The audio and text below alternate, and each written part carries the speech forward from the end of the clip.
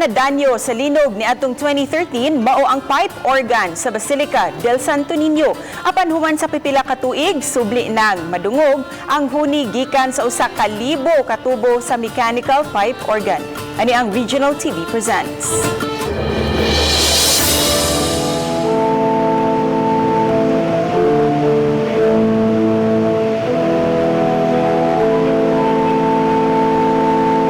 Ingon ni kananoy ang tingog nining musical instrument sulod sa Basilica. Mao kini ang higanting pipe organ nga gamiton kung adunay misa. Apan wa kini mabati sud sa pipila ka tuig. Nadaot kini sa pagtayog sa linog ni adtong 2013. Hinungdan nga gibungkag aron madala didto sa Las Piñas ug gipaayo. Bag-o lang kining nahibalik. Mechanical o kinaraan ang pagtugtog nini. Gani ang console ug ang pedal ginama sa kahoy. Ang mga tubo ginama sa stainless. Samtang gisampulan kami ni Father Rick Anthony Reyes sa pagtugtog.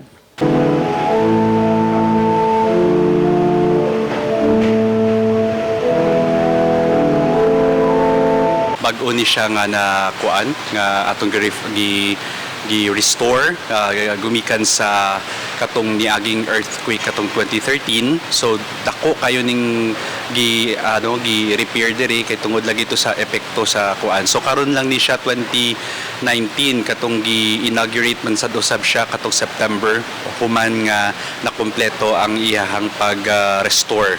Mokapina sa 50 ka tuig ang pipe organ ug mausab kini ang gamiton sa paglusad unya sa kasaulugan sa ika-500 ka tuig sa paghiabot sa imahe ni Senyor Santo Niño sa Sugbo.